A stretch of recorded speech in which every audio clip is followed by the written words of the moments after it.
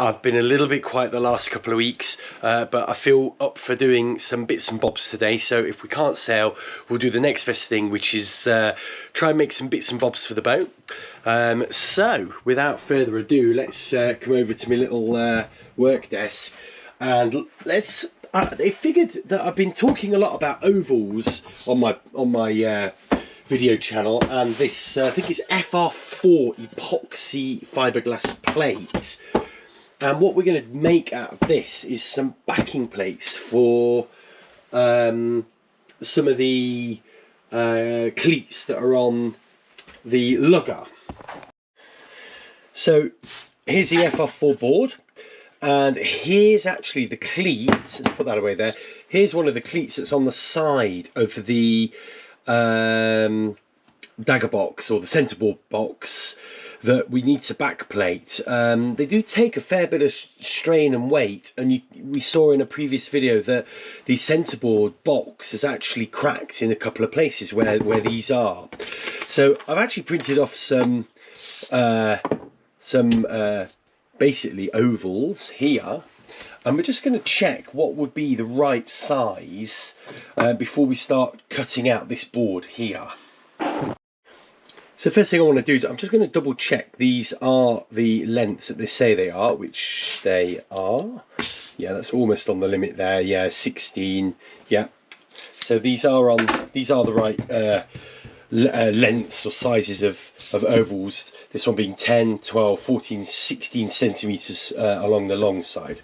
So obviously the 10, well, the 10 would fit, but remember these aren't going on the top, they're going on the back. The 12 there. What you've got to do is, if you can see the two little screw holes there and there, so if they were like that on the backing plate, they probably they'd probably work, they'd probably be fine, those. But we've also got this 14 centimeter plate, which I think is going to be the right size. 16's too big. Now these 14 ones could also make top plates, because that'll be too small. So yeah, so I think we're going to need to cut out some 14 centimeter size ones of these.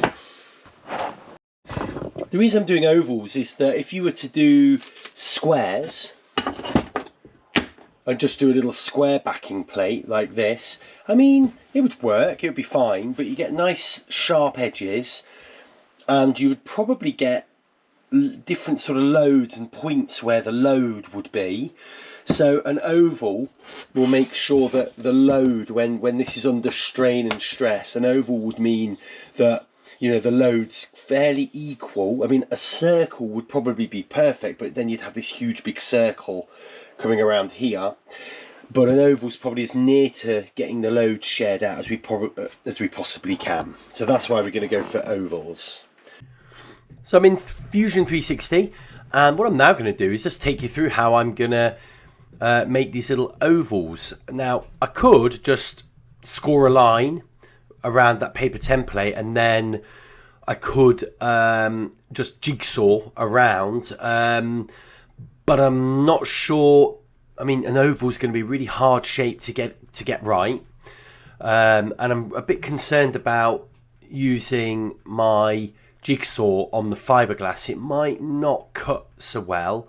Maybe we'll have to have a little test of that. But because it's so quick and easy to do, what I've got here is a brand new project. I've just created a new sketch, and in here what we could do is we could create an ellipse, or even you can actually do a, let's have a quick look, circle. Let's try the ellipse, and then we'll get the CNC milling machine that I've got to work. So let's see. Yeah, I think you first select a size. Now, we said we're going to have 14, which will be 114 millimeters. That's right. And then out to the side, I think if we just do 70 and do 50-50, that's going to give us a nice shape, and I'm pretty sure that's what we've done on the original design. So we now finish the sketch, just tilt it so we can see what we're doing, and then we click extrude, and then we'll make that Let's just do it 5 millimeters for now. Click OK. And there you have a pre-fabricated oval. Now, we probably want to put some little holes, screw holes in there. But for now, we'll leave it like that. And we'll just see if we can maybe get a test one of these milled out. I'm not going to lie, I'm not very good at CNC milling. I wish I was, because I could do so much more with it. And I find Fusion 360 is probably a bit of an overkill package to be using. But there we go.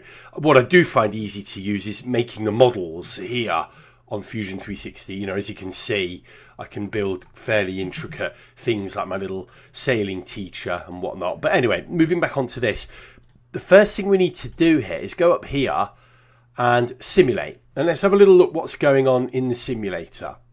So, yeah, you can see that does 4 cuts. So here we are, we're in the using the CNC mill in the end of the workshop. I'm surprised how quiet it is. I've got the feed rate down to 10% of what I programmed, and you can see, oh, it snapped actually, just snapped. I was going to say you could see the milling part bending. This milling part's from the my Dremel, and it's obviously just been too much for it. So one of the ways you can stick your substrate that you're cutting into onto the board there is just using this double-sided tape that works really well, but not the second time you stick it down, because obviously the MDF and all the bits that get on the wood just made that really unsticky. So we're going to re-stick some on and try again. You may be able to hear it is raining. It's like India or Thailand out there, not Britain. You can. I'm not even going to open the door because it's just pouring in. You can hear it's been thundering for 2 days here. Switch the router on. Now we should have all our 0 things done, and all there is to do is to press start, and we're going to knock that feed rate down again to about 20%. There we go. Oh, and I hope that starts in the right place. Let me just switch that. And I hope it doesn't knock the board off this time.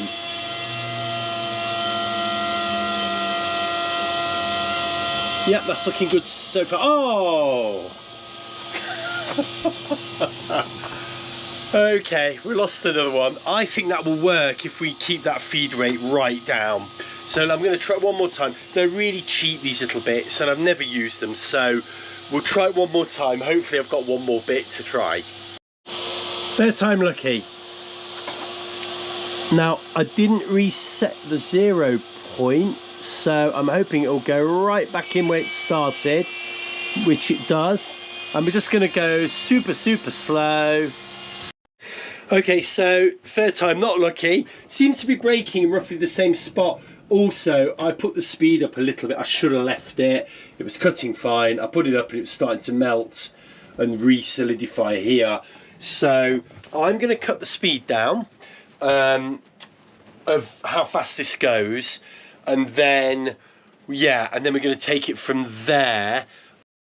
So 4th time lucky. We've got a stronger bit in there, although it is a slightly different shaped bit. But it seems to be working, and I'm not using the height probe. So down there you may see I've got a little auto height probe. This time all I've done is I've set the 0 height manually, and it all seems to be working quite well this time. Touch wood. So we're on the second pass now, and I've lowered the RPM. You may just be able to hear the tone of that, and still cutting, still looking pretty good. The other thing I could do is speed it up a little, so I'm just going to put the feed rate up 10%. There we go. Seems to be quite happy. So this is third trip round, and you can see now it is clearing up that melted stuff as it chops down into the 3rd layer down, and I think we're looking good. Touch wood again. And you can see the hole's still full, but that's, you'll find that's just fiberglass powder as it's cutting its way through, and it'll easily chop through that. So we've got this one, and then a fourth run round, and then we should have an oval.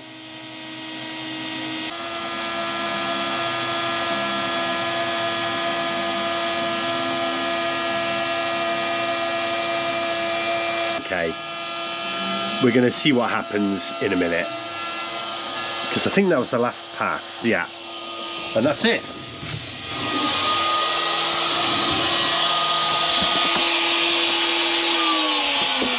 I just realised the reason this didn't move was that it's stuck down. So if we do that,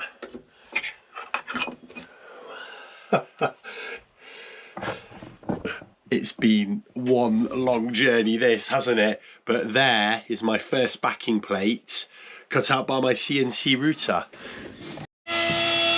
So this bigger bit is definitely helping. I am now struggling with the home point, but I think I've now also got to grips with that. But you can still see how deep this is cutting.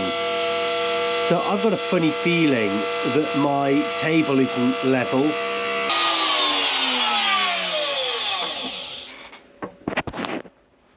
Oof. So you can smell the MDF being burnt away there a little bit. So there we go, another one. There's a slightly odd shaped one, but it'll still work. And I think that's about all we're going to get out of this board.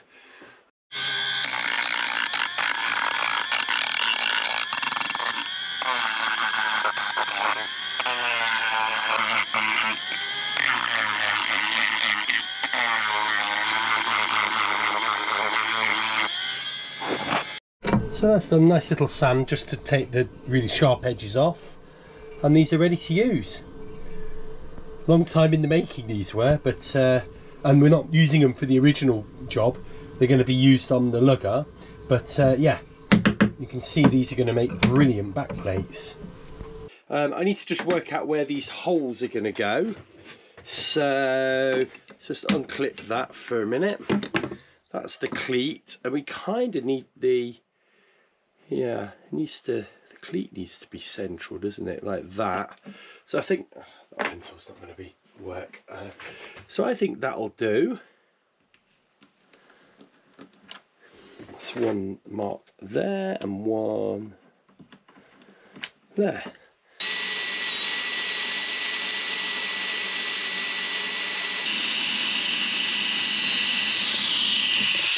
There we go. I'm just going to be careful of this epoxy dust, but that is now the backing plate done.